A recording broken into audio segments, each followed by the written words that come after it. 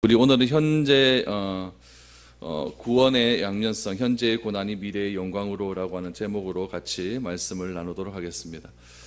구원에는 여러분 양면성이 있습니다. 구원의 한 면은 무엇이냐면은 우리가 예수님을 믿으면 하나님께서 우리를 향하여 의롭다라고 선언하시고 구원을 선물로 주십니다. 그래서 우리가 예수님을 그리스도로 고백하는 그 순간 우리의 신분이 변화가 됩니다. 사탄의 종에서 하나님의 아들이 되는 놀라운 은혜를 베풀어 주시죠. 우리는 그것을 가리켜서 무엇이라고 하냐면 칭의라고 이야기를 합니다. 우리의 신분이 변화되어진다. 동시에 구원의 다른 한 면은 또 무엇이냐면은 우리가 예수님을 믿고 성령으로 거듭나서 하나님의 자녀가 되어지면은 나타나는 변화가 있다는 이야기입니다. 다시 말해서 우리가 믿음으로 구원을 받는 그 순간부터 우리가 예수님 안에서 조금씩 의로워지는 삶을 경험하게 되어집니다. 우리는 그것을 가리켜서 무엇이라고 하냐면 성화라고 이야기를 합니다. 그래서 이 구원을 받았다라고 하는 것은 이 칭의와 성화 이 두 가지가 나에게 다 존재한다라는 것을 의미하고 있습니다. 지금까지 우리는 칭의에 대한 것을 굉장히 많이 강조했죠. 내가 예수를 믿으면 구원을 받았다라고 하는 것만 강조를 많이 하다 보니까 구원받은 자로서의 삶을 이 사회에서 우리가 실천하는 데는 조금 소홀했던 것은 부인할 수 없는 사실입니다. 그러나 이 두 가지의 일들을 우리가 다 중요하게 여겨야 됩니다. 내가 하나님의 자녀가 되었다고 하는 그 놀라운 사실, 그 하나님의 자녀가 되었기 때문에 나는 자녀다운 삶을 살아야 한다라고 하는 그런 결단, 이 두 가지가 있을 때에 우리는 믿음으로 더욱더 하나님 앞에 온전해져가는 삶을 살아갈 수 있게 되는 것입니다. 그래서 예수님을 믿자마자 천국에 들어가는 것, 그것은 맞죠. 하지만은 성화의 과정에서 보면은 우리가 그 다음 날부터 갑자기 변화되는 것은 없습니다. 똑같은 삶을 살아가게 되죠. 그러나 내가 10년이 지나고 20년이 지난 다음에 내 뒤에 내 삶을 되돌아보게 되면은 내 삶이 많이 변화되고 내 가치가 많이 바뀌었다라는 것을 알게 되어지는 것입니다. 그래서 우리 예수 그리스도를 믿은 이후에 우리 행함이 따르는 믿음, 순종이 따르는 믿음이 구원에 이르는 믿음이다라고 할 수 있는 겁니다. 환경에 따라서 이게 시시때때로 변하는 그런 것이 아니라 이 환경의 변화가 나에게 온다 할지라도 굳건하게 내 그 환경에 의해서 내가 좌지우지되는 것이 아니라 내가 더욱더 하나님을 신뢰할 수 있는 그런 밑바탕의 기초를 가지고 살아가는 것, 그것이야말로 진정한 구원받는 자의 삶이라고 할 수 있을 것입니다. 그래서 바울은 오늘 이 로마 교회에게 믿음에 대해서, 구원에 대해서 다시 한번 말해주고 싶은 것이 있었던 것입니다. 또한 2차 독자인 우리에게도 이 바울은 말해주고 싶은 것이 있었던 것입니다. 그래서 믿음을 설명하면서 바울은 오늘 우리에게 이렇게 출발을 하고 있습니다. 우리가 이렇게 구원을 받아서 하나님의 아들이 되게 하시는 분, 그것을 우리는 성령님이라고 말씀을 드렸고, 그 성령님께서 우리를 양자의 영으로 불러주셔서 양자의 영을 받게 되면 다시는 무서워하는 종의 영을 경험하지 않게 된다라고 이야기를 합니다. 여러분, 다시는 무서워하는 종의 영을 받지 않게 된다는 말이 얼마나 우리에게 큰 위로가 되는 말입니까? 하나님께서 우리를 꽉 붙들고 계신다는 이야기죠. 이전에 우리 칭의 전의 상태는 우리가 무서워하는 종의 자녀가 되지 않았습니까? 사탄의 종에 얽매여서 도무지 내가 할 수 없는, 아무것도 할 수 없는 그런 삶을 살 수밖에 없었는데, 이제 양자의 영이신 성령께서 내 안에 들어오심으로 이제 성령께서 우리로 하여금 모든 입양의 절차를 완전하게 맡아주시어서 이제 우리가 하나님을 아빠 아버지라 부를 수 있는 귀한 특권을 허락하여 주셨다. 그러므로 다시는 우리는 이전의 삶으로 돌아가지 않을 수 있도록 무서워하는 종의 영이 우리를 침범하지 못할 수 있도록 성령께서 우리를 도와주신다라고 우리 지난주에 말씀을 드렸습니다. 이렇게 말한 이 성 바울의 이야기를 베드로는 이렇게 설명을 합니다.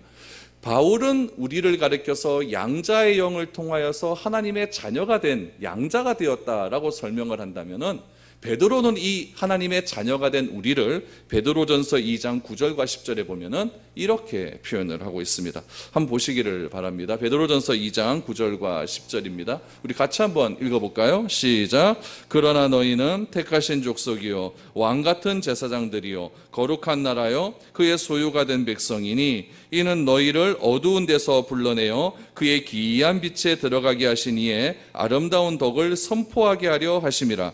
너희가 전에는 백성이 아니더니 이제는 하나님의 백성이요 전에는 긍휼을 얻지 못하였더니 이제는 긍휼을 얻은 자니라. 아멘. 너희를 기이한 어두운 데서 우리를 불러내어 주셨다라고 말합니다.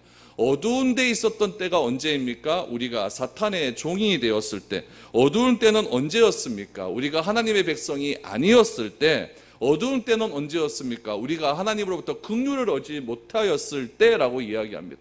그러나 이제는 우리는 양자의 영을 얻어서 하나님을 향하여 아빠, 아버지라 부를 수 있는 놀라운 자녀가 되었을 때는 어떻게 되었다는 겁니까? 이제는 우리는 어두운 데 있는 것이 아니라 빛에 들어가게 되었고, 이제는 하나님의 백성이 되었고, 하나님으로부터 긍휼을 얻을 수 있는 그런 귀한 자가 되었다라고 베드로는 이야기하고 있습니다. 완전히 이제 우리는 다른 삶을 살게 되는 것입니다. 이전 것은 지났으니 보라 새 것이 된 그런 삶을 살게 되었다라고 이야기를 하는 겁니다.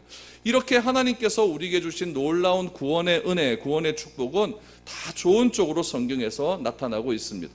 그런데 오늘 우리 성경 말씀을 보시면은 우리가 지난주에 보았던 17절 말씀을 보시면은 이 귀한 은혜와 축복과 영광을 얻기 위해서는 이것도 함께 해야 된다라는 말씀이 있습니다. 우리 성경 말씀을 다시 한번 보시기 바랍니다. 17절 말씀을 보시면 자녀임은 또한 상속자 곧 하나님의 상속자요 그리스도와 함께한 상속자니 우리가 그와 함께 영광을 받기 위하여 고난도 함께 받아야 할 것이니라 라고 말합니다. 그와 함께 영광을 받는다는 말이 무엇입니까? 아까 베드로전서에서 말씀하셨던 것처럼 이제는 우리는 빛으로 들어가게 되었고 하나님의 백성이 되었고 하나님으로부터 긍휼을 얻은 자가 되었다라고 하는 이 선언입니다. 이런 귀한 영광을 받기 위해서는 함께 가는 것이 있다는 이야기죠. 그것이 무엇이냐? 바로 고난이라고 하는 이야기입니다. 여러분, 고난이라고 하는 것은 영광의 증거입니다.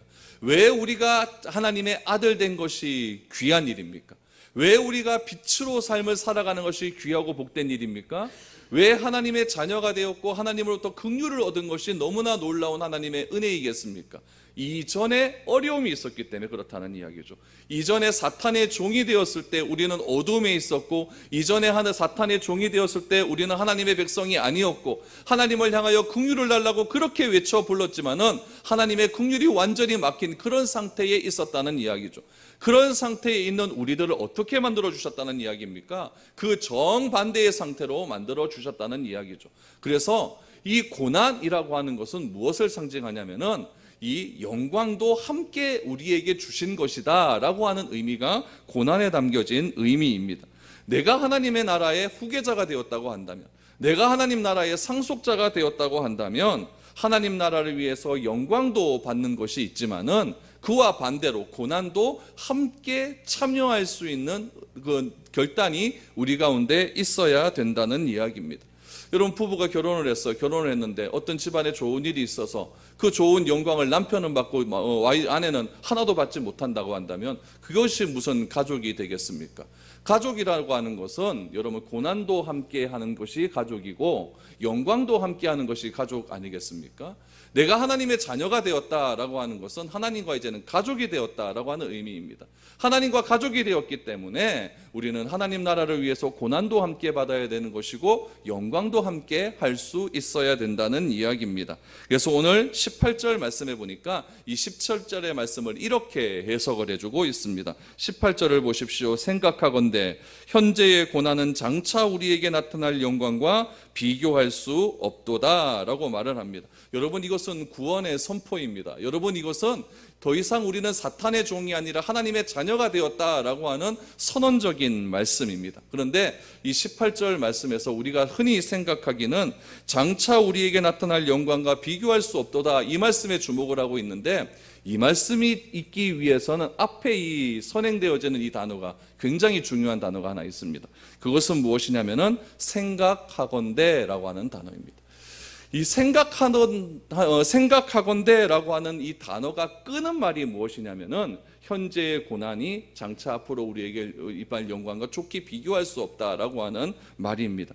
이 생각하건대라고 하는 말이 로기조마이라고 하는 말이에요. 로기조마이라고 하는 단어인데, 이 로기조마이라고 하는 단어는 여러분 두 가지의 의미로 쓰여져요.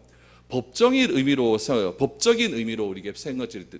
우리가 사용될 때에는 판단되어지다라는 의미예요. 판단되어지다. 우리가 또 시장에서 경제적인 의미로 사용되어질 때는 어떤 의미로 사용되냐면 계산되어지다라고 하는 의미가 사용되고 있습니다. 그래서 이 로기조마이라고 하는 것은 판단하고 계산하는 것인데, 어떤 것을 판단하고 어떤 것을 계산하기 위해서 내가 깊이 생각한다라고 하는 의미가 담겨져 있습니다. 그래서 이 로기조마이, 이 생각하건대라고 하는 이 원어적인 이 본문의 의미는 무엇이냐면은 그리스도에게 완전히 사로잡힌 생각, 내가 예수님께 완전히 사로잡힌 생각. 다시 말하면 이 앞에 절의 의미에서 우리가 생각을 더 해보면 무엇이냐면은 내가 하나님의 양자가 되었다는 것을 깊이 생각하건가 하는 일들, 하는 행위들, 하는 의리적인 노력들, 그것을 무엇이라고 하냐면은 로기조마이, 생각하건대라는 의미로 나타나는 것이죠.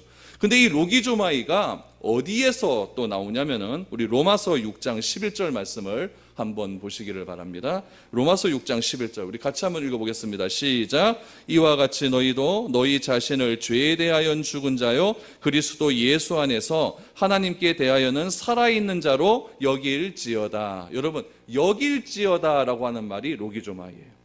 그러니까 여길지어다라고 하는 말이 무엇이냐면은 하나님께서 나에게 하신 여러 가지 일들이 있어요. 그 일들이 여기 앞에 보면 나옵니다. 죄에 대해서는 죽은 자로라는 것을 누가 해주셨다? 하나님이 해주셨다는 이야기죠. 예수 안에서 하나님께서 우리를 살아있는 자로 여겨주셨다라고 하나님께서 우리에게 행해주신 일이 있습니다. 그것을 내가 어떻게 하느냐? 내가 누리고 산다라는 것을 오늘 6장 11절에는 여길지어다라고 하는 말로 번역을 해놨어요. 이 여길지어다가 뭐라고요? 로기조마입니다. 이것이 생각하라라는 거예요. 무엇을 생각하라는 이야기입니까? 하나님께서 나에게는 이제는 죄에 대해서 죽은 자로 선언해 주셨다는 것을 항상 생각하고 다니라는 이야기입니다. 이제 하나님께서 우리의 예수 안에 있는 자들에게는 하나님 안에서 살아있는 자로 여김을 해주셨다는 것을 항상 생각하고 다녀라라고 하는 거예요. 그 말이 어떻게 나와 있냐면 우리 번역에는 여길지어다라고 하는 말로 나와 있고, 오늘 18절 말씀에서는 무엇으로 나와 있다고요? 생각하건대라고 하는 말로 나와 있는 것입니다. 그래서 현재의 고난이 미래의 영광으로 이어지기 위해서는 무엇이 중요한 겁니까? 항상 생각하고 있어야 돼요. 무엇을 생각하는 겁니까? 그리스도께 완전히 나는 사로잡힌 자다. 나는 하나님의 자녀가 되었다. 더 이상 사탄의 자녀가 아니다. 하나님의 자녀가 되어서 이제는 기이한 빛에 들어간 것이고 하나님의 백성이 되었고, 이제는 어둠에 있는 자가 아니라 기이한 빛에 들어가서 하나님의 덕을 선언하는 자가 되었고, 하나님의 긍휼하심을 입을 수 있는 특권이 나에게 있다는 것을 어떻게 하라고요? 항상 생각하고 여기라는 이야기입니다. 그것이 전제되는 자에게 하나님께서 주시는 복이 있습니다. 그것이 무엇입니까? 현재의 고난이 장차 올 영광보다 좋게 비교할 수 없다. 훨씬 큰 영광이 우리에게 준비되어 있다라고 말을 하고 있는 것입니다. 그래서 이 로기조마이 생각하건대라고 하는 이 말은 나의 모든 존재를 걸고 확실하게 내가 믿고 있다라고 하는 믿음의 단어라는 이야기입니다. 여러분, 현재의 고난은 우리에게 나타날 영광과 좋게 비교할 수 없도다. 얼마나 멋있는 말입니까? 얼마나 좋은 말입니까? 여러분, 힘들고 어려운 일 겪은 사람들에게 이 말 한마디 해보십시오. 얼마나 나에게 위로가 되겠습니까? 그러나 아무한테나 이 말이 사용되는 말이 아니라 어떤 자에게? 항상 생각하고 있는 자에게, 항상 하나님께서 나에게 주신 그 놀라운 자녀됨의 은혜를 주신 그 하나님을 항상 생각하고 있는 자에게 주시는 은혜라는 것을 우리가 기억해야 됩니다. 이 현재의 고난이 우리에게 나타날 영광과 좋게 비교할 수 없도다라고 하는 이 믿음의 사실을 처음으로 하나님께서 경험해 주신 사람이 있습니다. 그 사람은 누구냐면 아브라함입니다. 아브라함의 이야기는 믿음의 이야기입니다. 아브라함의 이야기는 믿음의 출발에 관한 이야기입니다. 아무것도 할 줄 몰랐고 아무것도 없는 그런 아브라함을 하나님께서 부르셨습니다. 부르시고 고향을 떠나라라고 말씀을 해 주십니다. 떠나면서 그냥 말씀을 해주시는 것이 아니라 하나님까지 약속을 해주시죠. 그 약속은 무엇이냐면은 아들을 주시겠다라고 하는 약속입니다. 여러분, 아브라함이 그때 나이 75살이었는데 현실은 막막했습니다. 자기 고향도 떠나고 사업 터전도 아무것도 없는 것이고 아무 인맥도 없는 그런 곳에 가서 내가 어떻게 살 수 있을까라고 하는 현실적인 막막함이 아브라함에게는 굉장히 많이 있었다는 이야기입니다. 그런데 그런 것에도 불구하고 아브라함은 생각하건대 라고 하는 그 사실을 믿고 하나님께 나아간 것입니다. 그래서 아브라함이 아들을 주시겠다라고 하는 하나님의 약속을 기다리기까지 몇 년을 기다리게 되면 25년을 기다리지 않습니까? 자기 자신도 이제는 더 이상 아들을 낳을 수 있는 힘도 없는 그런 나이가 되었고, 아내는 이제는 모든 여성으로서의 그런 기능들이 다 마비가 된 그런 나이였기 때문에, 폐경이 된 나이였기 때문에 이건 도저히 아기를 가질 수 없는 그런 나이가 되었죠. 그런데 이 아기를 낳을 수 없는 그런 나이가 된 그런 몸의 상황이 되고 남자도 그런 상황이 된 그런 현실을 아브라함은 무엇을 바라보고 버텼을까요? 장차 자기에게 주실 영광을 바라보고 버티고 또 버텼다는 이야기입니다. 그것이 바로 아브라함의 이야기입니다. 그것을 가리켜서 성경은 무엇이라고 이야기하냐면은 믿음이다라고 이야기를 하고 있습니다. 믿음이라고 하는 것은 무엇이냐면은 하나님께서 나에게 주신 그 약속을 내가 소망하는 것입니다. 여러분, 성경에 나타난 모든 약속은 다 누구에게 주어진 약속이라고 말씀을 드렸습니까? 나에게 주어진 약속이라고 했습니다. 왜 그렇습니까? 내가 하나님의 양자가 되었기 때문에 그렇습니다. 양자의 특권이 나에게 법적으로 다 나에게 인정되었기 때문에 성경에 기록된 모든 약속은 나에게 기록된 주신 약속입니다. 그것을 내가 믿는 겁니다. 그 믿음을 무엇으로 바라보는 겁니까? 소망으로 바라보는 거죠. 그 소망으로 바라봄을 내가 현재의 고난 속에서 소망이 있기에 내가 견뎌낼 수 있다라고 이야기하고 있는 것입니다. 이 18절의 말씀이 너무나 어렵습니다. 18절의 말씀이 너무나 힘듭니다. 내가 이 현재의 고난이 있는데 그 현재의 고난 속에서 항상 생각하고 여기며 나아가는 것 자체가 굉장히 힘이 듭니다. 바울도 그걸 알고 있습니다. 그래서 바울이 19절에서 23절까지의 말씀을 통하여서 이 고난, 이 현재의 고난과 장차 우리에게 주실 영광을 새롭게 설명하고 비유적으로 해석을 해주는 말씀이 있습니다. 그 말씀이 19절에서 23절에 대한 말씀입니다. 그래서 19절에서부터 23절까지의 말씀은 18절을 설명하기 위한 추석과 같은 이야기입니다. 그러면은 어떤 이야기들이 담겨져 있을까요? 우리 19절, 20절 말씀을 한번 보시기를 바랍니다. 피조물이 고대하는 바는 하나님의 아들들이 나타나는 것이니 피조물이 허무한 데 굴복하는 것은 자기 뜻이 아니요 오직 굴복하게 하시는 이로 말미암음이라. 여러분, 피조물이라는 거예요. 피조물. 이 피조물은 어떤 것을 이야기할까요? 하나님께서 창조하신 모든 것을 이야기합니다. 이 피조물은 우리가 무엇으로 해석을 할 수가 있냐면은 바로 우리가 살아가는 현실의 문제, 현실이 피조물이에요. 이 현실을 이야기하고 있는데 그의 삶이 어떻다고 이야기하고 있습니까? 이 피조물이 고대하고 있는 것은 하나님의 아들들이 나타나는 것이라고 이야기합니다. 무슨 뜻입니까? 하나님께서 원하시는 모든 것들이 이 세상의 모든 피조물 가운데 드러나는 것을 누가 원한다는 이야기입니까? 하나님께서 창조하신 모든 것들이 원한다는 이야기예요. 그 안에는 나도 들어가 있어요. 여러분도 들어가 있죠. 그렇죠? 여러분들 삶들 가운데 하나님이 원하시는 삶이 드러나지 않기를 바라는 사람이 도대체 누가 있습니까? 다 드러나고 있다는 이야기죠. 모든 피조물은 다 그렇게 하기를 원하고 있다는 이야기예요. 자연도 그렇고 생물들도 그렇고 다 그렇게 원하고 있다는 이야기입니다. 그런데 피조물이 허무한 데 굴복하는 것, 내가 별것 아닌데 그것 때문에 내가 넘어지는 것, 그것이 내 뜻입니까? 아니라는 이야기예요. 오직 굴복하게 하시는 이로 말미암았다라고 이야기를 하고 있습니다. 그러므로 우리 안에 있는 현재의 삶, 내가 살아가고 있는 현재의 삶을 무엇으로 표현하고 있냐면은 이 피조물이라고 하는 단어로 표현을 하고 있다는 이야기예요. 그의 삶이 어떻다는 이야기입니까? 허무한데 매일매일 넘어지는 그런 삶을 살아가고 있다는 이야기죠. 그래서 22절 말씀해 보니까 피조물이 다 이제까지 함께 탄식하며 함께 고통을 겪고 있는 것을 우리가 아느니라 라고 말합니다. 피조물이 뭐 한다고요? 함께 탄식하고 고통을 받는다는 이야기예요. 왜 피조물이 함께 탄식하고 고통을 받습니까? 현재의 허무한데 자꾸 넘어지니까요.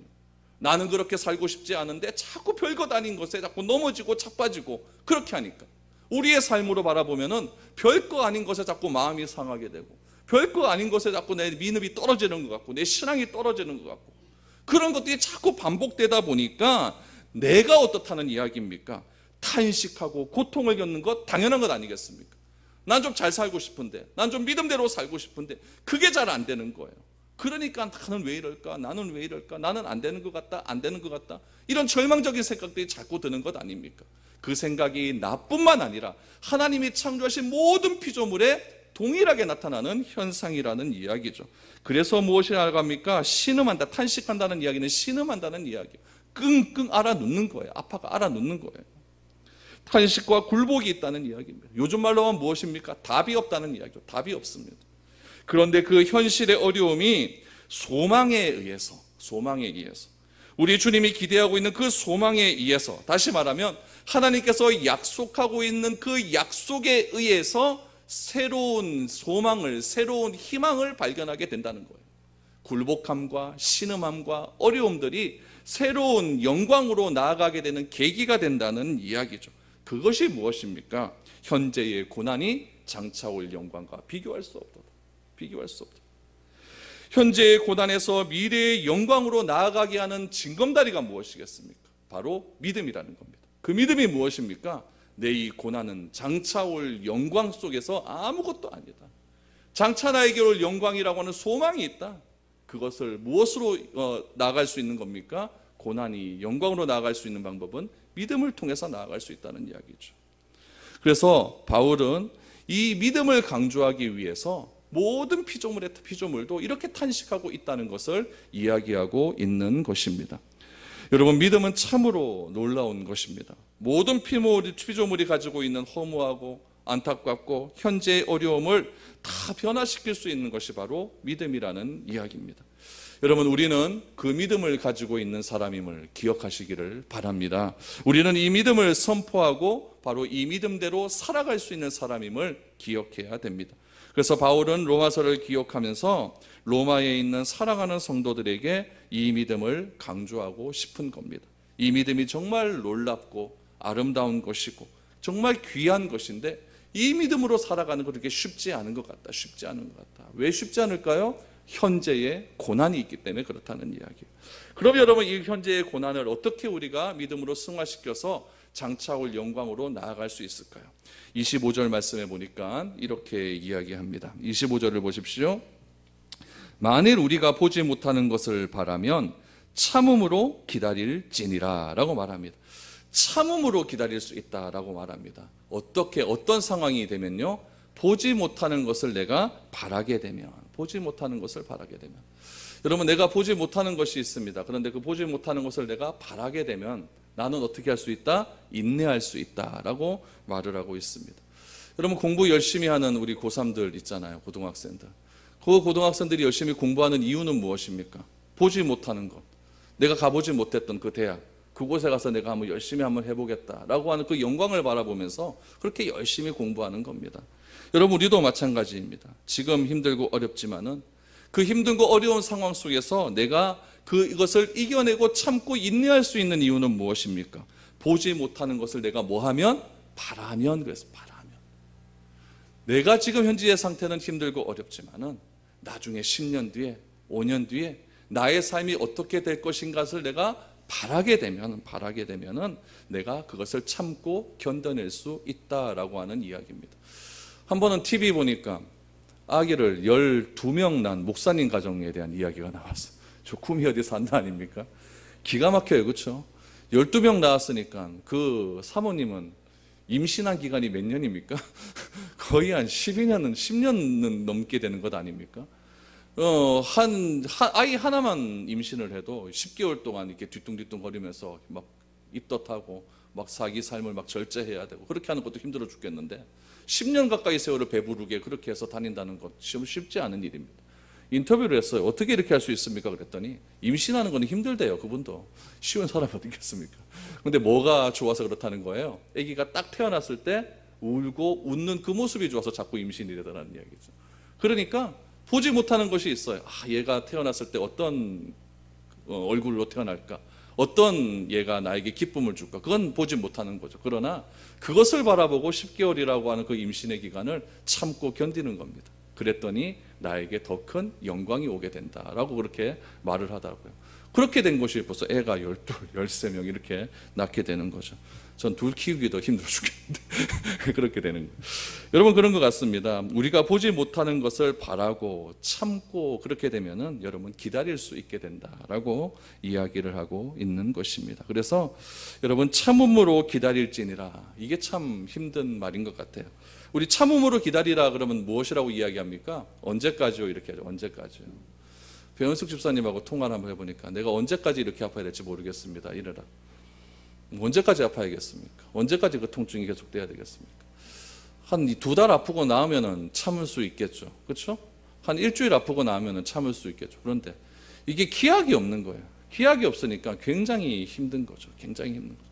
그럼에도 불구하고 내가 버틸 수 있는 이유는 무엇이겠습니까? 내가 나을 수 있다라고 하는 영광을 바라보는 겁니다. 그 나을 수 있다는 영광을 바라보기에 내가 오늘 버틸 수 있는 겁니다.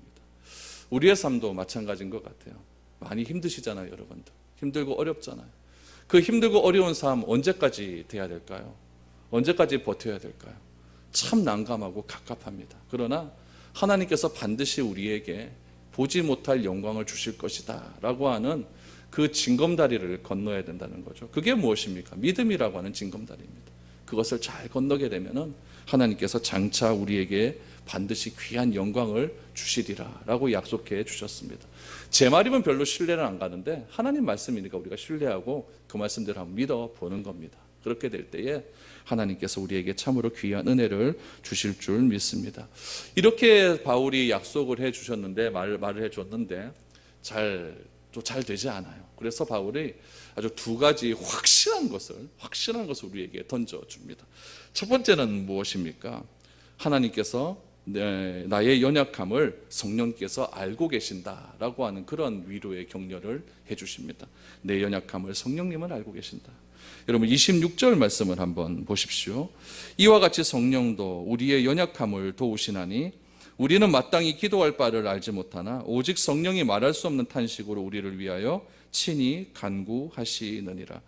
저는 제자 훈련을 받은 적이 있거든요. 받으면서 이 기도에 대해서 공부를 할 때 이 로마서 8장 26절 말씀이 저는 너무너무 좋았습니다.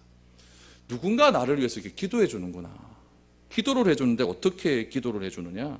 말할 수 없는 탄식으로 기도를 해주시는구나. 특별히 내가 어떻게 나가 될지도 모르고 내가 기도할 줄도 잘 모르고 기도하지도 못해서 기도만 해서 눈만 감고 있으면 하나님 이 말밖에 나오지 않는데, 이런 나를 위해서 나의 모든 사정과 연약함을 아시는 그분께서 나를 위해 기도해 주시고 계신다라고 이렇게 말씀을 들었을 때 저는 정말 큰 위로가 되었습니다. 그 현실의 고난을 이겨낼 수 있는 힘이 저는 이 말씀에서 나왔다고 해도 과언은 아닐 것입니다. 여러분, 이 성령님께서 우리에게 주시는 메시지는 무엇이냐면은 나의 연약함을 알고 있다는 이야기입니다. 여러분, 누군가의 연약함을 알고 있다고 하냐면은 여러분 가만히 있을 수가 없는 것 같아요. 지난주 금요일 날 그저께 저 나지혜 사모님을 만났거든요. 그 조 목사님 만나갖고 식사 같이 하고 차 마시면서 여러 가지 이야기를 했는데, 그분이 겪었던 36살 때부터 지금 한 6년 정도 겪었던 그런 이야기를 들어보니까 이게 정말 아픈 것 같더라고요. 자기 나름대로는 30대에 이렇게 열심히 수고를 하면 40대에 와서는 무엇인가 나는 할 것이 있다라고 그렇게 기도하면서 그렇게 살아왔다는 거죠. 근데 갑자기 30대에 뭐 좀 이상해서 병원 갔더니 암이라고 그러고, 6개월마다 갔더니 또 암이라고 그러고, 또 암이라고 그러고, 갈 때마다 암이라고 그러고, 암이라고 하면 또 잘라야 되고 또 수술해야 되고, 그런 일들이 반복되다 보니까 절망이 되었다는 이야기죠. 그러나 그때 하나님께서 자기에게 다가와셔서 하시는 말씀이 무엇이라고 했냐면은 지혜야, 나는 너를 사랑한다라고 하는 그 메시지를 말씀을 통해서 듣게 되었다는 거죠. 그런 메시지를, 그런 이야기를 들으니까 이게 막 마음가운데 또 막 도와주고 싶은 그런 생각들이 자꾸 들더라고요. 여러분, 교회는 무엇입니까? 우리의 연약함이 있는 그런 성도들을 향하여서 말할 수 없는 탄식을 우리가 함께 기도해 주는 것이 교회입니다. 누구를 위해서 기도해 주어야 될까요? 누구를 위해서 이렇게 도와주는 삶을 살아야 될까요? 먼저 여러분, 우리 성도들의 아픔을 한번 돌아보십시오. 아픔을 돌아보시고 여러분들의 가족의 아픔을 돌아보시고 그를 위해서 간절히 기도할 수 있는 그런 은혜가 넘쳐날 수 있기를 소망합니다. 예수님께서 어떤 한 도시에 가셔서 말씀을 전하셨을 때 사람이 너무나 많이 모였습니다. 그때 한 중풍병자를 친구들이 데리고 왔는데 예수님이 계신 그 집으로 들어갈 수가 없게 되자 지붕 위에 올라가서 기와를 건져내고 천정에서 그 중풍병자를 내리기 시작을 합니다. 여러분, 지금 우리가 예배 드리는데 이 위에서 여러분 뭔가 막 지붕이 떨어지는, 지붕이 막 열어지는 그런 소리가 들린다면 어떤 기분이 들겠습니까? 저는 그 상황을 가만히 한번 생각을 한번 해보았어요. 제일 설쳤던 사람이 누구였겠는가? 제자들 아니겠습니까? 이거 뭐야? 하면서 특히 베드로는 더 큰 소리로 얘기 안 했겠습니까? 예수님, 내가 저 처리하고 올게요. 안 그랬겠습니까? 예수님은 어떠했겠습니까? 막 웅성웅성거리는 그런 청중들을 잠잠히 했을 겁니다. 그리고 내려오는 그 중풍병자들에게 이렇게 선언을 합니다. 그들의 믿음을 보시고 내 죄사함을 받았느니라고 선언을 합니다. 참 신기한 말씀을 하시죠. 중풍병자의 중풍병을 고치기 위해서 내려보낸 그 상황을 무엇이라고 하셨냐면 그들의 믿음을 보시고 라고 이야기합니다. 그들은 누굴까요? 중풍병자를 데려온 친구들의 믿음입니다.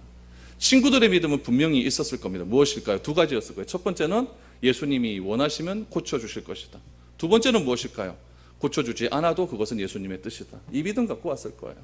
그래서 예수님께서는 그들의 병을 고쳐주셨습니다. 그런데 고쳐주시기 전에 하신 말씀이 뭐냐면 내 죄사함을 받았느니라. 내 죄사함을 받았느니라. 그렇게 선언하신 이유는 바로 친구들의 믿음이었다는 거예요. 친구들이 누군가 돌볼 사람을 찾았다는 이야기죠.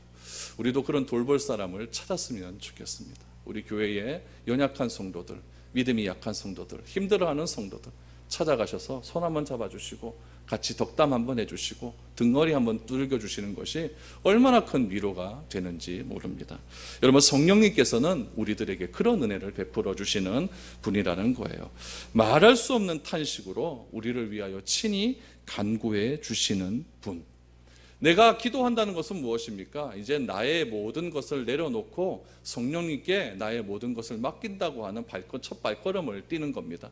기도의 자리로 나오십시오. 나오셔서 그냥 내가 기도하면 됩니다. 그러면은 성령님께서 나의 연약함을 아시고 말할 수 없는 탄식으로 나를 위해서 기도해 주시고 있다는 사실을 꼭 기억하시기를 바랍니다. 두 번째, 바울이 이 현재의 고난 속에서 우리가 참고 인내할 수 있도록 격려해 주시는 메시지는 무엇이냐면은 28절 말씀해 보니까 하나님이 하시는 일에는 실수가 없다는 이야기입니다. 하나님이 하시는 일에는 실수가 없다. 우리 28절 말씀을 보시면 우리가 알거니와 하나님을 사랑하는 자 곧 그의 뜻대로 부르심을 입은 자들에게는 모든 것이 합력하여 선을 이루느니라. 여러분들은 성경을 읽으면서 어떤 말씀이 참 마음속에 위로가 되는 말씀입니까? 저는 이 로마서 8장 말씀이 굉장히 위로가 많이 됩니다. 우리 앞에서 읽었던 말씀도 그렇고 28절 말씀도 그렇고 얼마나 좋은지 모릅니다. 여러분, 28절 말씀에 보면 결론은 이미 선언되어 있습니다. 무엇입니까? 선을 이룬다. 이건 결론입니다. 그런데 모든 사람에게 그런 선을 이루어 주신다는 이야기죠. 조건이 있습니다. 아까 우리 18절에서도 우리의 현재의 고난이 향차 영광으로 일어나기 위해서는 이 생각건대라고 하는 말이 조건이 있듯이 오늘 28절 말씀에서도 우리가 일어나는 모든 일들, 다시 말하면 좋은 일이건 나쁜 일이건 힘든 일이건 어려운 일이건 모든 일들이 다 선을 이룰 수 있는 방법, 누구에게 이런 은혜가 주어지시느냐? 하나님을 사랑하는 자, 곧 그의 뜻대로 부르심을 입은 자들입니다. 여러분들은 그의 뜻대로 부르심을 입었죠, 그렇죠? 왜 그러냐면 이미 우리는 양자로 선언을 받았기 때문에 그렇습니다. 하나님의 뜻대로 우리는 다 부르심을 받았어요. 그러므로 여러분들에게 삶 속에서 일어나는 여러 가지 갖가지 일들 때문에 걱정하지 마십시오. 그 일들을 하나로 잘 뭉쳐서 하나님께서 선이 되게 해주신다는 사실을 꼭 기억하시기 바랍니다. 경제적으로 어렵습니까? 그것 때문에 선이 되는 일들이 틀림없이 있을 줄 믿습니다. 내 가운데 연약한 육체적인 어려움들이 있습니까? 아무리 해도 나는 안 될 것 같은 육체적인 연약함들이 있습니까? 그것 때문에 하나님께서 선을 이루어 가실 줄 믿습니다. 그런 믿음이 우리 가운데 있어야 된다는 이야기예요. 현실에서 내 믿음을 바라보니 안 될 것 같고 답답하고 어렵고 모든 것은 다 안 됐고 절망밖에 없지만은 그 현실의 답답함과 어려움과 절망을 다 합하여서 하나님께서는 무엇을 허락해 주시느냐? 선을 이루게 해 주신다라고 말씀을 해 주시고 있습니다. 결론은 이미 났습니다. 조건도 우리에게 다 갖추어져 있어요. 왜냐하면 우리는 하나님의 선택에 의해서 우리는 하나님의 양자가 되었기 때문에 다 갖추어져 있어요. 중요한 것은 무엇입니까? 내가 그것을 믿는 믿음이에요. 그것만 있으면 됩니다. 나는 하나님의 선택을 받았다. 나는 하나님의 사랑을 입은 자다. 그래서 비록 지금의 현실이 힘들고 어렵고 답답하고 한 치 앞도 모르지 못하는 그런 암울한 현실이지만 이것조차도 하나님께서 사용하여 주시어서 우리로 하여금 선한 길로 인도해 주실 것이라고 하는 분명한 확신, 믿음, 이것이 나를 하나님의 자녀되게 하는 놀라운 권세로 이끌어 주실 줄 믿습니다. 이 믿음이 있어야 된다는 얘기예요. 또 하나의 바울의 위로하심, 29절에서 30절 말씀인데, 세 번째로 하나님이 나를 양자 삼아 주셨다는 사실입니다. 하나님이 나를 양자 삼아 주셨다. 29절도 보십시오. 하나님이 미리 아신 자들을 또한 그의 아들의 형상을 본받게 하기 위하여 미리 정하셨으니 이는 그로 많은 형제 중에서 맏아들이 되게 하려 하심이니라. 또 미리 정하신 그들을 또한 부르시고 부르신 그들을 또한 의롭다 하시고 의롭다 하신 그들을 또한 영화롭게 하셨느니라. 여러분, 세상의 많은 종들은 내가 신을 찾아갑니다. 내가 신을 만듭니다. 내 필요에 따라서 신을 찾아가죠. 그러나 성경은 하나님이 나를 찾아오신 사건입니다. 하나님이 나를 찾아오셔서 나를 값없이 불러주시고 선택하여 주시고 나를 양자 삼아 주신 그 사건이 성경의 핵심적인 사건이고 성경의 전부입니다. 세상의 종교는 내가 찾아가야 되지만은 우리 성경은 하나님이 나를 찾아오셨다라고 하는 사실이 너무나 귀한 사실입니다. 찾아오셔서 그냥 한 것이 아니라 나를 양자 삼아 주셨습니다. 오늘 29절 말씀해 보니까 그로 많은 형제 중에서 뭐가 되게 하셨다? 맏아들이 되게 하셨다. 맏아들에게는 여러분 특권이 많아요. 특권이 많아요. 유대사회의 맏아들은요, 모든 재산을 상속받을 수 있는 특권이 있습니다. 하나님이 약속하신 이 성경의 모든 약속을 다 나에게 주셨다는 이야기예요. 나를 뭘로 삼아주셨기 때문에, 맏아들로 삼아주셨기 때문에. 내 힘으로는 안 돼요. 내 힘으로는 뭐 도무지 안 될 것 같아. 그러나 나에게 양자로 삼아주시고 나를 찾아와 주셔서 나를 이처럼 사랑해 주시는 그 하나님이 나와 함께 해주시고 성령님께서 나를 말할 수 없는 탄식함으로 나를 위해서 기도해 주시고 또한 하나님이 하시는 일에는 실수가 없다는 사실을 내가 믿기만 한다면 지금 현재에 일어나고 있는 여러 가지 고난과 어려움과 풀리지 않는 일들을 하나님께서 반드시 해결해 주실 것이라고 하는 믿음이 우리 가운데 나타나야 된다는 겁니다. 장차 우리에게 나타날 영광과 좋게 비교할 수 없도다. 얼마나 큰 위로가 되는 말씀입니까? 언제까지요? 하나님이 세상 끝날까지 나와 함께 하신다 말씀해 주셨으니 오늘 이 세 가지의 이 위로의 말씀은 내가 사는 평생 동안 하나님께서 나와 함께 해주시는 그런 귀한 말씀인 줄 믿습니다. 여러분, 하나님은 우리에게 합력하여 선을 이루게 하시는 분이십니다. 그 하나님을 신뢰하시고 믿음으로 보이지는 않지만 그 하나님의 주실 그 귀한 영광을 향하여 조금씩 나아가시기를 바랍니다. 그 자리에 주저앉아 있지 마시고 자꾸 움직이시기를 바랍니다. 그러면은 그 움직이는 가운데 하나님께서는 틀림없이 피할 길을 만나게 해 주셔서 그 길을 통해 하나님이 하시고자 하는 놀라운 일을 나와 함께 동행하여 주실 줄 믿습니다. 그 은혜와 그 귀한 사랑을 가지고 오늘 하루도 살아가시고 현재의 고난이 미래의 영광으로 이어지는 그 귀한 믿음의 주인공이 여러분들이 될 수 있기를 축복드립니다.